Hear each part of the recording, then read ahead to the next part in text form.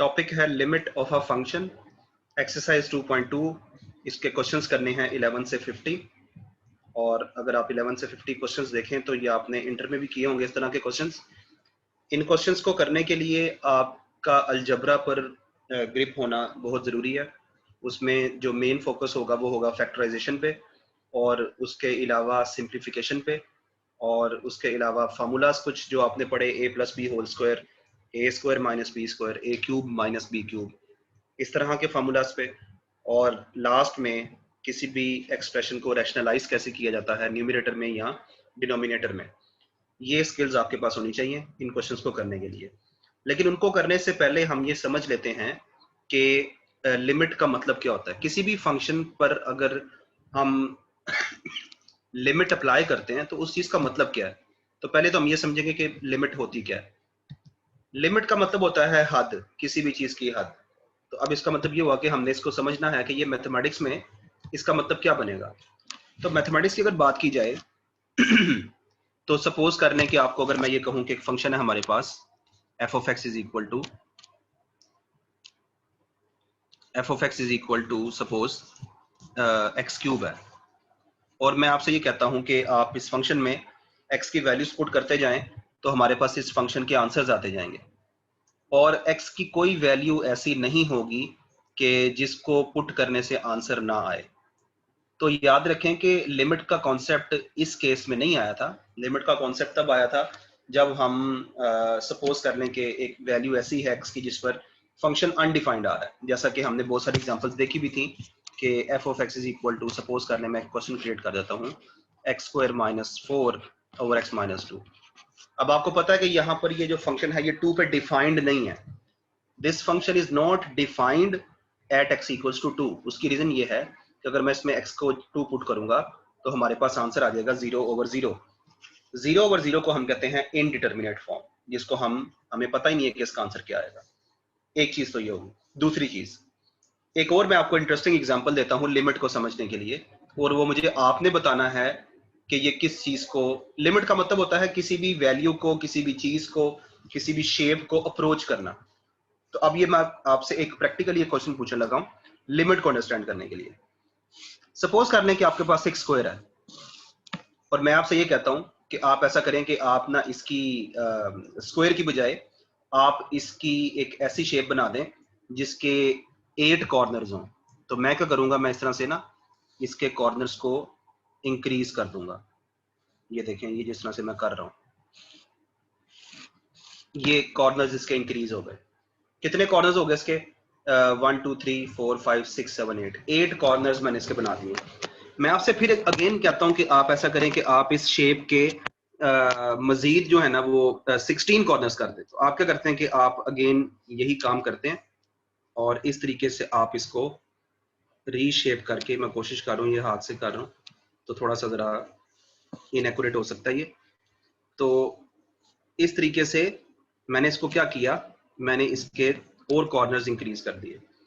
क्या आप में से मुझे कोई बता सकता है कि अगर मैं ये कहूंगा आपको कि आप इसके कॉर्नर्स इंक्रीज करते जाएं, इसके कॉर्नर्स आप 32 कर दें यानी कि वर्टिसेस, और उसके बाद आप उसके 64 कर दें और उसके 100 कर दें, तो क्या आप मुझे ये बता सकते हैं कि मैं जैसे जैसे वर्टिसेस की तादाद, नंबर ऑफ वर्टिसेस इंक्रीज करता जाऊंगा तो ये शेप किस शक्ल को, किस शेप को अप्रोच करेगी?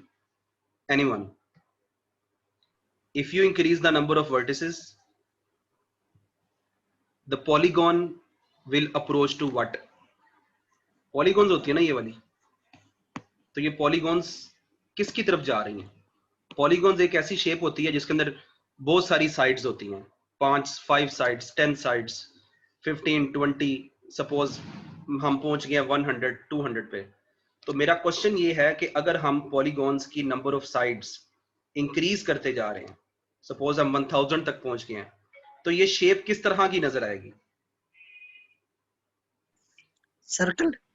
बिल्कुल सर्कल। आपको लगेगा कि एक वक्त ऐसा आएगा कि आपको लगेगा कि ये जैसे ना बिल्कुल सर्कल की शक्ल इख्तियार कर गया। वो सर्कल होगा नहीं, लेकिन चूंकि उसकी वर्टिसेस इतनी छोटी छोटी होंगी कि वो आपको बिल्कुल सेपरेटली डिस्टिंग्विश करना आपके लिए मुश्किल हो जाएगा। तो इसका मतलब क्या हुआ, हम क्या कहेंगे? If the number of sides of a polygon approach to infinity, या बहुत ज्यादा जब उसकी साइड्स हो जाती हैं तो वो शेप किसको अप्रोच करती है? वो अप्रोच करती है एक सर्कल को, और सर्कल ही उसकी लिमिट है, यानी कि वो सर्कल से बाहर नहीं जा सकता वो। तो इसी चीज को हम आम जुबान में क्या कहते हैं? लिमिट कहते हैं।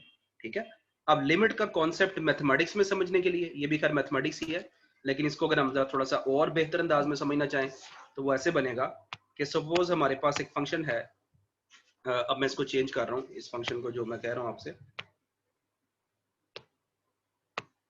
हमारे पास एक फंक्शन है, यानी कि मैथमेटिक्स में हमने कब यूज करना है इसको, आपसे मैं कहता हूं कि एक फंक्शन है हमारे पास x+2, और आप इसमें 2 पुट कर दें, मतलब 2 की बात हो रही है, तो 2 पे हम इसको कैसे चेक करेंगे? हम इसमें 2 पुट कर देंगे फंक्शन में f(2), तो हम ये कहेंगे 2+2 विच इज इक्वल टू 4। अच्छा, यही मैं आपसे ये बात करता हूं कि ये जो फंक्शन है ना f(x) is equal to x² - 4 over x - 2, अब आप इसको x इज इक्वल टू 2 पे इवेलुएट करें तो क्या होगा? f(2) इज इक्वल टू आ जाएगा 2² - 4 over 2 minus 2, which is equal to what? Which is equal to 0 over 0. Now this 0 over 0 is what? This is indeterminate. This is indeterminate. Indeterminate form. Infinity sir. Infinity नहीं कहना आपने, infinity नहीं कहना, जब तक सिर्फ denominator में 0 होगा तब infinity कहेंगे। ठीक है, याद रखें ये। ठीक है, when you have 1 over 0 that is infinity. Yes, when you have 0 over 0 or when you have infinity over infinity, it is called indeterminate form, which means कि आपको इसका पता ही नहीं है। Sir, undefined sir. Undefined भी नहीं कहना, undefined कहते हैं। Undefined means anything over 0, not 0 over 0। ठीक है, यानी कि undefined को हम infinity की तरफ ले जाते हैं। 2 over 0 is undefined, undefined means infinity, तो इस तरह से कर लो। तो इनडिटर्मिनेट का मतलब कि हमें इसकी वैल्यू का नहीं पता, वैसे तो खैर उसका भी नहीं पता होता हमें, इन्फिनिटी इज नथिंग, हमें नहीं पता कि इन्फिनिटी की अपनी वैल्यू क्या है, it's just a symbol to represent very large numbers. तो अगर आपके जहन में वो चीज आ रही है तो ये थोड़ी सी उससे मुख्तलिफ है, ये थोड़ी सी उससे मुख्तलिफ है। ठीक है, ये हम बाद में डिस्कस करेंगे कि क्यों मुख्तलिफ है ये। तो अब अगर आपसे कोई ये कहता है कि नहीं मुझे नहीं पता, मुझे आप f(2) बताएं, तो फिर क्या करेंगे आप? तो फिर आप कहेंगे अच्छा मुझे f(2) का तो नहीं पता, लेकिन मैं आपको ये बता सकता हूं कि ये आंसर जा किस तरफ रहा है, ये आंसर किस तरफ जा रहा है, ये चीज बड़ी अब समझना जरूरी है कि वाई लिमिट्स। आप कहेंगे कि मुझे नहीं पता कि ये f के अंदर हम 2 को पुट करते हैं तो क्या आंसर आ रहा है, लेकिन मैं आपको ये बता सकता हूं कि ये जो 2 पुट करने से आंसर जा किस तरफ रहा है, and that is called the concept of limit. Limit हमें वो वाली वैल्यूज बताता है जो कि फंक्शन में पुट करने से आंसर नहीं आता। अब जब हम किसी भी फंक्शन पर लिमिट अप्लाई करते हैं तो हमें एक चीज की इजाजत मिल जाती है कि हम उसको सिंप्लीफाई कर सकते हैं। So can you simplify the function x² - 4 over x - 2? जी, एनीवन? x² - 4 over x - 2 को हमने सिंप्लीफाई करना है तो क्या आंसर आएगा? 0 over 0 फॉर्म आएगी। नहीं, मैं कह रहा हूँ सिंप्लीफाई करना है। when you see limit here you can simplify this function, when you have to put 4 sir, 4 exactly x - ऊपर वाले ऊपर फार्मूला यूज होगा x+2 x - 2 का, यानी कि a + b a - b का, x - 2 कैंसिल हो जाएगा, x+2 कैंसिल हो जाएगा and you are left with sir ji x - 2 cancel हो जाएगा। ओ सॉरी, नीचे x - 2 था। यस सर, x - 2 कैंसिल होगा। एक मिनट जी, मैं कैंसिल होगा सर, आंसर 4 आएगा सर। जी बिल्कुल, x - 2 is cancelled and you are left with limit x tends to 2 f x of + x 2 is equal to x + 2। अब आप उसमें ये लिमिट पुट करेंगे तो सॉरी, राइट साइड पे लिमिट लिखनी है हमने, ये लिमिट हर स्टेप में लिखना जरूरी होता है। ये limit x tends to 2 x + 2, okay, so this is equal to 2 + 2 which is equal to 4। अच्छा, ये आपको बात अब समझ आ रही है कि ये 4 क्या चीज है? ये 2 पुट करने से 4 नहीं आ रहा, ये जब x2 को अप्रोच करेगा तो आंसर किसको अप्रोच करेगा? 4 को। ये चीज जरा ज़हन में रखें कि इस चीज का मतलब क्या है। हाँ, इसका मतलब है कि when exactly when x approaches to 2 the function f of x approaches to 4. This is called exactly, this is called the mathematical form of the limit. The limit x tends to 2 f of x is equal to 4. ठीक है, तो ये चीज याद रखें। और जो मैंने पहले बात कही है कि वो जो f of 2 है, वो जिसका आंसर ही नहीं आया, it is different from the limit. इसको हम कहते हैं फंक्शनल वैल्यू, ये याद रखें। मैं थोड़ा सा आपको जरा ले जाना चाहूंगा एफएससी में। ये होती है फंक्शनल वैल्यू, याद रखें। ये होती है लिमिटिंग वैल्यू। और याद रखें कि जब आपने शायद वर्ड सुना होगा कॉन्टिन्यूस फंक्शन। कॉन्टिन्यूस फंक्शन कौन सा होता है? एक ऐसा फंक्शन जिसके अंदर ये फंक्शनल वैल्यू और लिमिटिंग वैल्यू इक्वल आ जाए, उसको हम कहते हैं कॉन्टिन्यूस फंक्शन। आपको याद है किसी को चीज ये जिसमें ब्रेक नहीं आती, जिसके ग्राफ में कॉन्टिन्यूस फंक्शन? जी श्योर। देखें, दो चीजें हमने देखी हैं। मैं दोबारा क्वेश्चन पे वापस आता हूँ। दो चीजें हमने देखी हैं, मैं उनको रेड से मार्क कर सर्कल कर रहा हूँ। ये क्या चीज है जो मैं अभी सर्कल करने लगा? ये कलर मैं चेंज कर लूँ उसका। दो ही चीजें हैं पूरे क्वेश्चन में। एक है जी एफ ऑफ 2 और एक है limit extends to 2 f of x. क्या फर्क है दोनों में? फर्क ये है कि एफ ऑफ 2 फाइंड आउट करते हुए हम फंक्शन को सिंप्लीफाई नहीं कर सकते। ये नहीं होगा कि आप कहेंगे जी मैंने इसकी फैक्टराइजेशन करनी है, मैं तब 2 पुट करूंगा। नहीं, ऐसा नहीं होना। एफ ऑफ 2 का मतलब है कि फंक्शन जो भी है ना, आपने उसके अंदर 2 पुट करके आंसर चेक करना है कि क्या आ रहा है। तो आंसर क्या आ रहा था? आंसर आ रहा था indeterminate form. Number 2 on the other side, जब आंसर ही नहीं आ रहा था तो हमने क्या करना है? उसकी लिमिट इवेल्युएट करनी है। लिमिट का मतलब होता है कि आपको अब इजाजत है कि आप इस एक्सप्रेशन को पहले सिंप्लीफाई करें और उसके बाद वैल्यू पुट करके आंसर निकालें। तो इसका मतलब ये हुआ कि हमारे पास दो चीजें होती हैं किसी भी क्वेश्चन में, ठीक है, इन जनरल। एक होती है फंक्शनल वैल्यू। फंक्शनल वैल्यू का मतलब जिसमें हम डायरेक्टली एक्स को 2 पुट करके सिंप्लीफाई करते हैं। और एक होती है लिमिटिंग वैल्यू, जिसमें हम फंक्शन को इटसेल्फ सिंप्लीफाई करके एक्स की वैल्यू पुट कर सकते हैं। ठीक है, ये चीज सबको क्लियर होनी चाहिए।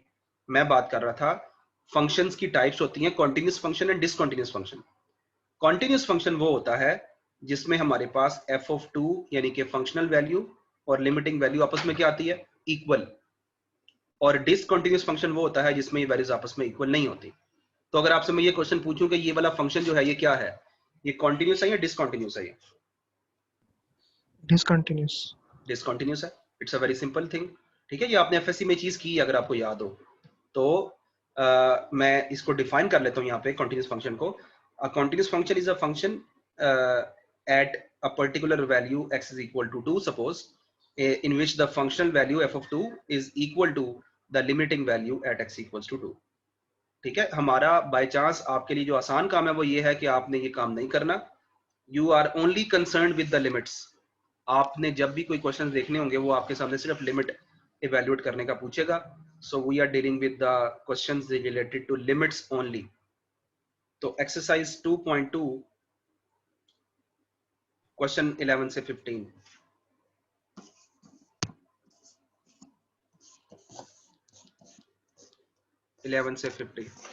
इसमें काम ही एक ही है कि आपने लिमिट्स इवेल्युएट करनी है। तो मैं आपको सिर्फ नॉलेज की बात कर रहा था कि ये कॉन्सेप्ट क्यों आया और इसकी मदद से हम कॉन्टिन्यूस फंक्शंस को चेक करते हैं। तो ये चीज सिर्फ समझना जरूरी थी ताकि लिमिट्स का कॉन्सेप्ट क्लियर हो। अब लिमिट का मतलब ज़हन में रखना है आपने। लिमिट का मतलब है कि आप डायरेक्टली भी वैल्यू पुट कर सकते हैं पहले स्टेप में, और अगर आप चाहें तो उसको सिंप्लीफाई भी कर सकते हैं। ये चीज आपने ज़हन में रखनी है। अब इस चीज को चेक कर लेते हैं कि इस चीज का मतलब क्या है।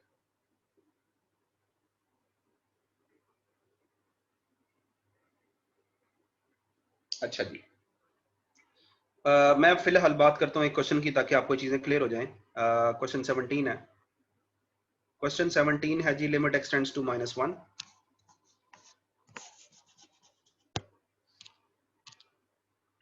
लिमिट एक्सटेंड्स टू -1 और 3 इंटू 2x माइनस 1 का होल स्क्वायर। जी मुझे बताएं जी, सजेशन दें मुझे क्या करना चाहिए।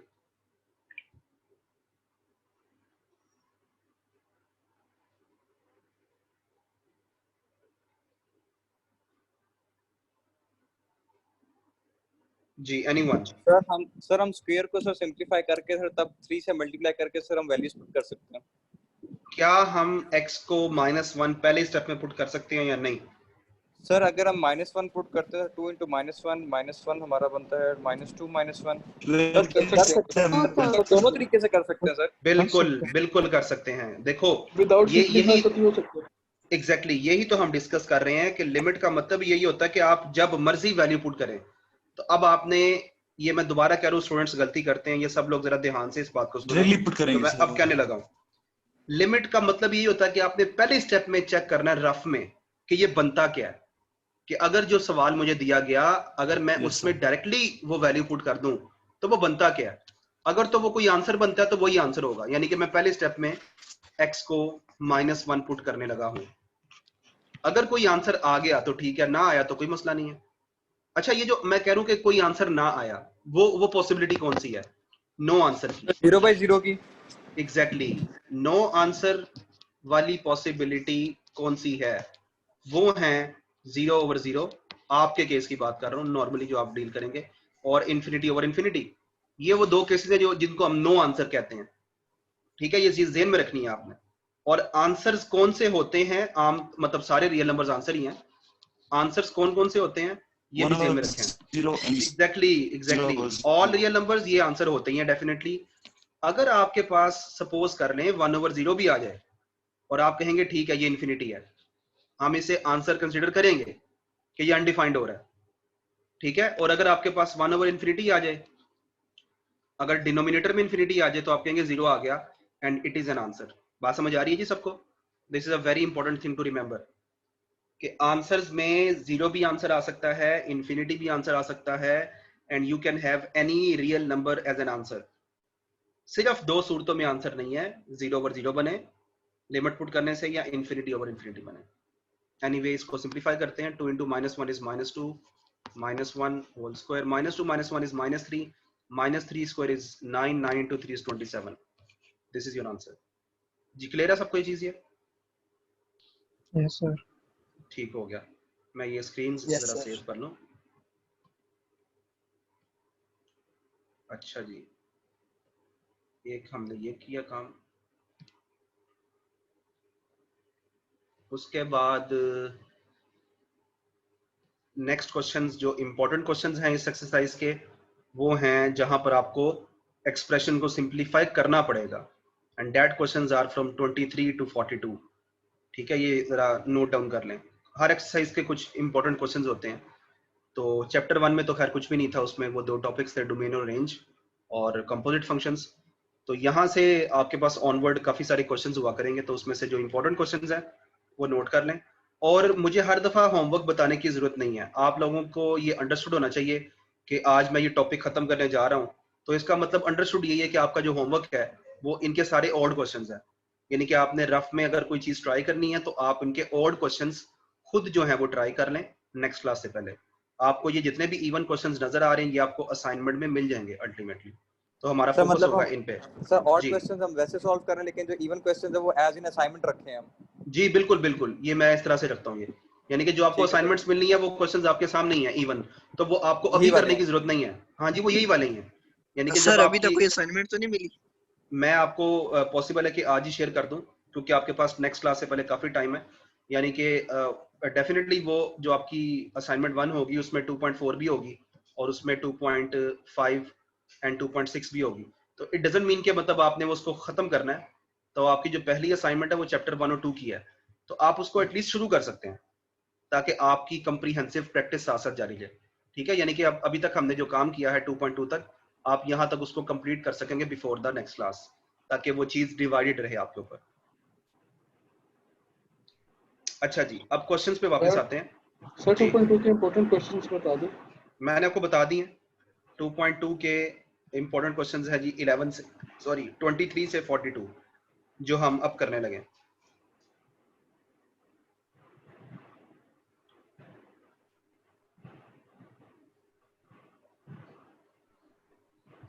ठीक है जी, शुरू करते हैं इसको। इनमें 3 तरह के आपने क्वेश्चंस करने हैं, नोट कर लें। 3 तरह के क्वेश्चंस हैं। एक फैक्टराइजेशन वाले, ये यहां तक 23 से 30, ये है फैक्टराइजेशन, इसको हम कहते हैं। हर एक्सप्रेशन में आपने फैक्टराइजेशन यूज करनी है। एक होगी टाइप। दूसरी टाइप सिंप्लीफाई करने वाले, कोई फार्मूला नहीं लग रहा, कोई फैक्टराइजेशन नहीं हो रही, हाँ ये जरूर है कि ये सिंप्लीफिकेशन हो रही है, एलसीएम लिया जा रहा है, एलसीएम। टाइप नंबर 3, आपके क्वेश्चन में कोई फॉर्मूला यूज हो जाए, ए square minus b square, a cube minus b cube, A cube plus B cube, A 4 minus B 4, ये फार्मूलाज यूज हो जाए। एंड नंबर 4, आपके किसी क्वेश्चन में स्क्वायर रूट आ जाए और आपको रैशनलाइज करना पड़ जाए, आपको ऊपर से स्क्वायर रूट खत्म करना पड़ जाए या नीचे से स्क्वायर रूट खत्म करना पड़ जाए। तो मैंने आपको 4 टाइप्स बताई हैं। Number 1 factorisation, number 2 simplification, number 3 formulas, algebraic formulas, and number 4 rationalise करना। ठीक है, ये सारी मैंने आपको टाइप्स बता दी। सर एक कोई रैशनलाइज वाला क्वेश्चन करा दें। मैंने अभी शुरू नहीं किया ये। अच्छा मुसन्ना, मैंने अभी शुरू नहीं किया, मैं आपको टाइप्स बता रहा हूँ उसकी। ठीक। ठीक है, अभी हमने शुरू नहीं किया ये जी। तो स्टार्ट करते हैं एक्सरसाइज 2.2, क्वेश्चन नंबर जो 23 से 42 वाले। इनमें से क्वेश्चन 27 देखें सबसे पहले। 27 क्वेश्चन में limit t tends to 1,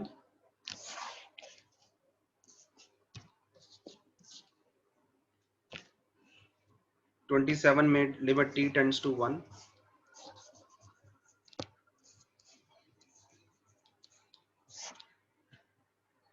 t square plus t minus 2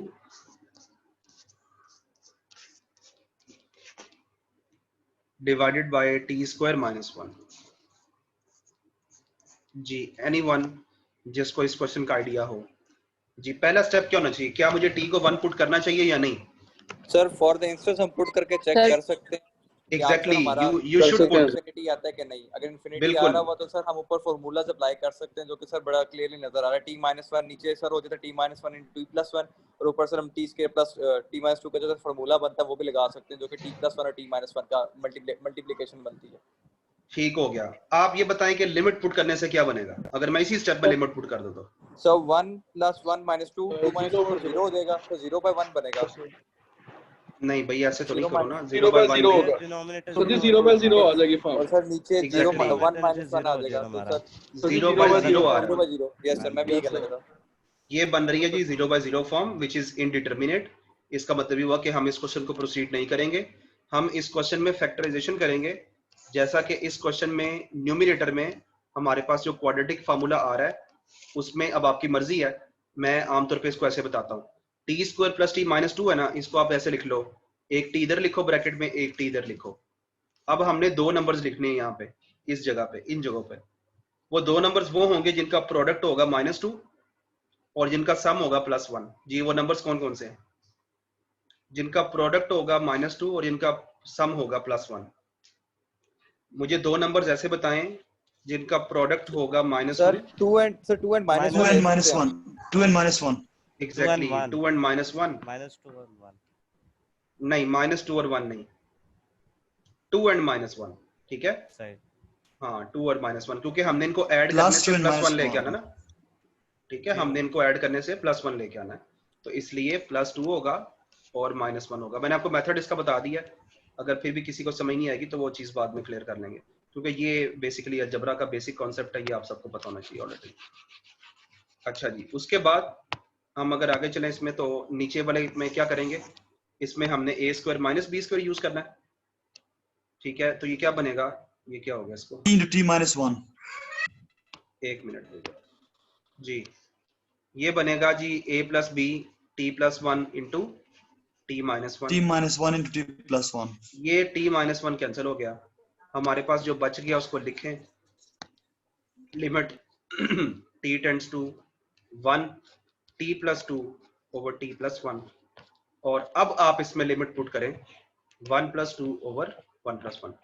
जब आपने लिमिट पुट करनी है तो याद रखें फिर आपने लिमिट को लिखना नहीं है, ठीक है। 3/2 आ गया, ये हमारे पास क्या आ गया जी, 3/2। तो जब आपने लिमिट पुट कर देनी है तो उसमें फिर आपने साथ लिमिट नहीं लिखनी। ये आंसर आ गया 3/2 which is the answer of this limit question. Clear है जी सबको? ये मुझे साथ साथ बताया करें ताकि मुझे चीज क्लियर हो। Yes sir, clear. जी सर। Okay good. ये हो गए जी एक टाइप के क्वेश्चन जहां पर आपने फैक्टराइज करना है। सेकंड टाइप का मैं आपसे एक्सपेक्ट करता हूं कि आपको एलसीएम लेना आता है, so you will do 31 32 by yourself. उसके बाद आप एक होमवर्क नोट करें। होमवर्क ये है, इसको आप छोटा सा टास्क कह लें क्योंकि आपने ये काम किया हुआ है। आपने अलजेब्रिक फार्मूला सारे इकट्ठे करने हैं। कौन कौन से करने हैं वो मैं लिख देता हूं, उनके आपने नोट्स बनाने हैं। अलजेब्रिक फार्मूलाज, वो फार्मूलाज कौन कौन से हैं? ओहो फार्मूलाज, वो फार्मूलाज कौन कौन से हैं वो नोट कर लें। एक आपको पता होना चाहिए कि a + b होल स्क्वायर को कैसे ओपन करना है, a - b को कैसे होल स्क्वायर को ओपन करना है, +b² + 2 a² - b² को कैसे ओपन करना है, स्क्वायर a³ - b³ को कैसे ओपन करना है, और a4 - b4 को कैसे ओपन करना है। ये फार्मूलाज आपके सामने लिखे होने चाहिए। These formulas will help you to do the questions from 33 and 34, 2 questions। लेकिन डेफिनेटली ये क्वेश्चंस, इस तरह के क्वेश्चंस आपको एग्जाम में पूछे जा सकते हैं जिसमें इनमें से कोई भी फार्मूला यूज हो जाएगा, बल्कि मुझे नजर आ रहा है कि ये तीनों यूज होंगे। तो 33 and 34 you will do using algebraic formulas। ये किसके लिए हैं? For question 33 and 34। जब आप ये फार्मूलाज कर लेंगे तो फिर ये क्वेश्चंस आपके लिए मसला नहीं है, तो इसलिए ये मैं आपके लिए छोड़ रहा हूँ 33 and 34। Now a very important type of questions, 35 to 42 rationalise करना। इनमें से मैं आपको एक आध हार्ड क्वेश्चन करवा रहा हूँ, यानी कि directly coming down to 41। Limit x tends to -3,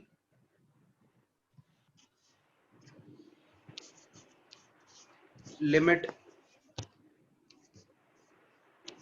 x tends to -3 and then 2 - square root of, ये जी क्वेश्चन बड़े ध्यान से आपने समझना है क्योंकि इसी की बेस पे ये बाकी के क्वेश्चंस होने हैं।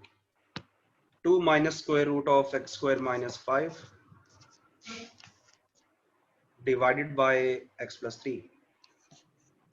जी आप में से मुझे कोई बताएगा कि रैशनलाइज करने का मतलब क्या होता है? ये जो वर्ड हम बार बार बोल रहे हैं। अच्छा एक तो चीज बिफोर वी डू दैट, क्या मैं इसमें डायरेक्टली -3 पुट कर दूं x की जगह या नहीं करूं? पहला तो सवाल ही होना चाहिए ना लिमिट का कि मैंने डायरेक्टली क्यों नहीं पुट किया इसमें, पहले स्टेप में क्यों नहीं करना?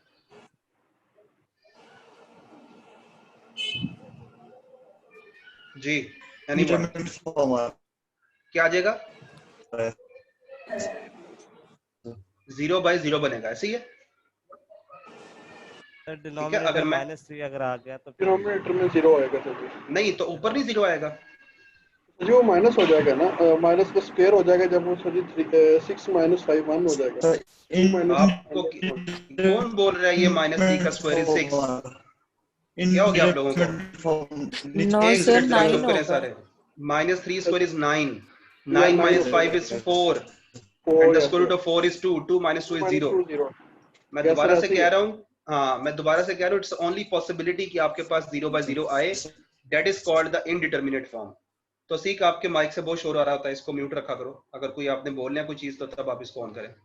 तो सीख Haider,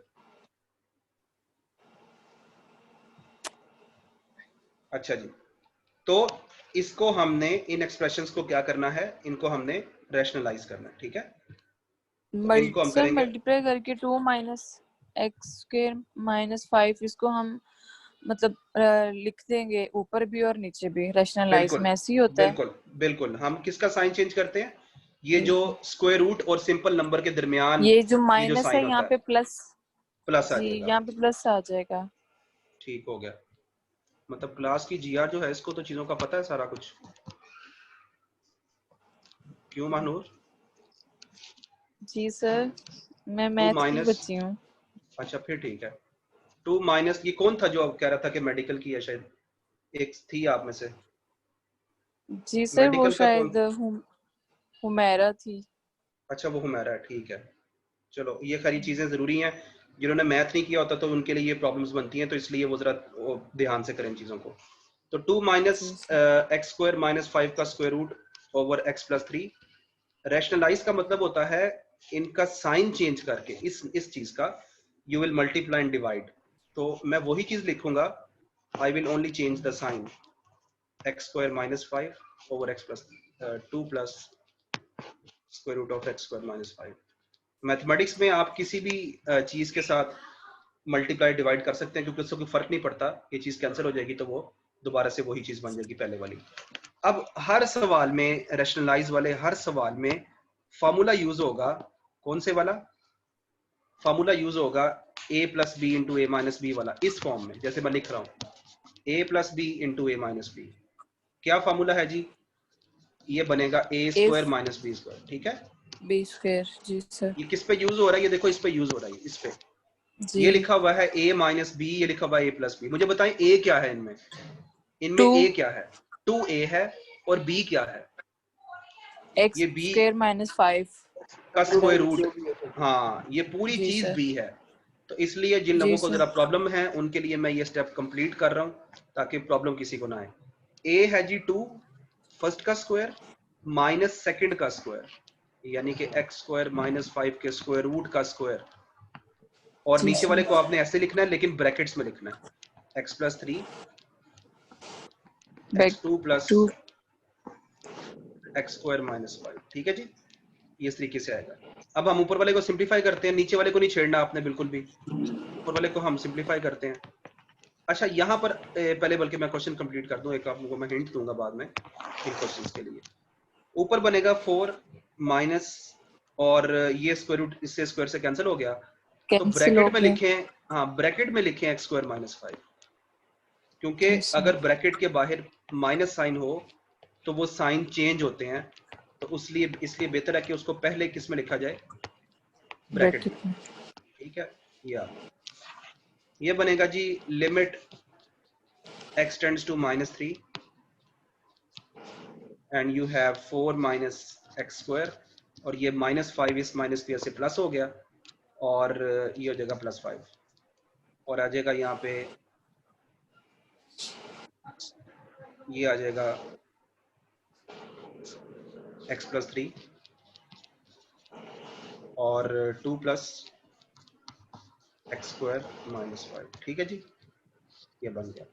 now this is equal to limit x tends to -3, ये बनेगा 4 + 5 = 9 minus x square over x plus 3। अब आपके लिए एक हिंट यहाँ पर, पहले क्वेश्चन कंप्लीट करने से पहले आप मुझे बताएं कि मैंने पहले ही स्टेप में x को -3 पुट क्यों नहीं किया? क्योंकि वो कौन सी फॉर्म बन रही थी? 0/0, और डिनोमिनेटर में ये किसकी वजह से 0 हो रहा था? x प्लस 3 की वजह से। ये जो मैं बोलने लगा ये बड़ा इंपॉर्टेंट है, हर सवाल में समझना इस चीज को। इस फंक्शन की लिमिट इसलिए इवेल्युएट नहीं हो रही क्योंकि डिनोमिनेटर में है x प्लस 3, जिसमें x को -3 पुट करने से बनता है -3 + 3 विच इज इक्वल टू 0। तो जहन में रखें कि इस x प्लस 3 ने कहीं ना कहीं जाके कैंसिल होना है, ये कैंसिल होगा तब वैल्यू पुट करने से आंसर आएगा। जैसा कि मैं 1 मिनट के लिए लास्ट क्वेश्चन पे वापस चला जाता हूँ। ये देखें, ये जिस एक्सप्रेशन की वजह से 0 बनता हो वो एक्सप्रेशन ही कैंसिल हो जाता है। t को 1 पुट करूंगा, 1 - 1 = 0। तो इसी तरह से इस क्वेश्चन में ये x प्लस 3 ने कैंसिल होना है। अब ये कैसे कैंसिल होना है? 9 माइनस सर, 9 माइनस। हाँ जी, तो ये वाहिद क्वेश्चन है जिसके अंदर x माइनस 3 बिल्कुल x प्लस 3 x माइनस 3, लेकिन मैं लिखूं क्या ऊपर? ये आप गलत बोल रहे हो, x प्लस 3 और x माइनस 3 नहीं आना यहाँ पे। यही इस क्वेश्चन की करवाने की वजह है। 9 पहले है, हाँ जी 9 पहले है, ये है वेल डन। नहीं, जरूरत नहीं है, जरूरत नहीं है, ठीक है? उसकी वजह ये है कि ये 3 + x या x प्लस 3 बात एक ही होती है, ठीक है? तो ये जरूरत नहीं है कॉमन करने की, एक स्टेप का इजाफा करेंगे आप। न्यूमरेटर माइनस कॉमन लेंगे। मैं कह रहा हूँ माइनस की कॉमन की जरूरत नहीं है। उसकी रीजन ये है कि 9 - x² को हम लिख सकते हैं 3 - x और 3 + x, और 3 + x और 3x + 3 बात एक ही है, इसलिए ये कैंसिल आउट हो गए। ठीक है, तो इस चीज को समझ लें कि इस चीज की जरूरत नहीं थी। अब आप जो बाकी बच गया उसमें लिमिट पुट करेंगे तो कोई प्रॉब्लम नहीं है। न्यूमरेटर में पुट करते हैं तो ये आ जाएगा 3 - 3। ठीक है, 3 - 3 आ गया। और नीचे पुट करेंगे, ये बल्कि तो लिमिट तो चल रही थी -3, सॉरी ये लिमिट चल रही है -3, तो ये पुट करेंगे हम 3 - -3 और ये आ जाएगा 2 प्लस, हाँ जी बिल्कुल 2 प्लस ये आ जाएगा स्क्वायर रूट में -3 का स्क्वायर और -5। So the final answer is 3 + 3 is 6 और नीचे क्या आ रहा है -3 का स्क्वायर 9, 9 - 5 is 4, 4 का square root 2, 2 + 2 is 4, so the final answer is cancelled by 2, so this is equal to 3/2। जी क्लियर है जी सबको ये वाला क्वेश्चन भी?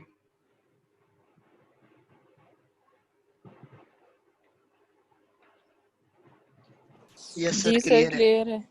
Okay good. तो हम इसको, तो अगर लिमिट के क्वेश्चंस को सम अप किया जाए तो ये बनेगा कि सबसे पहले आपने ये करना है कि जब भी आपको कोई क्वेश्चन दिया गया हो तो आप उसके पहले ही स्टेप में गिवन लिमिट को पुट करके चेक करें कि वो बनता क्या है।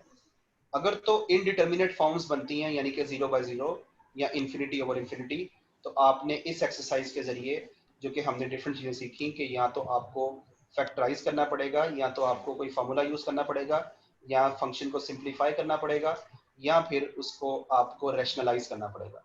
तो ये सारी पॉसिबिलिटीज हमने देख ली और उस केस में फिर आप उसको सिंप्लीफाई करके तो एंड पे आप लिमिट की वैल्यू पुट करेंगे तो उसका आंसर आ जाएगा। सही हो गया। ठीक है जी।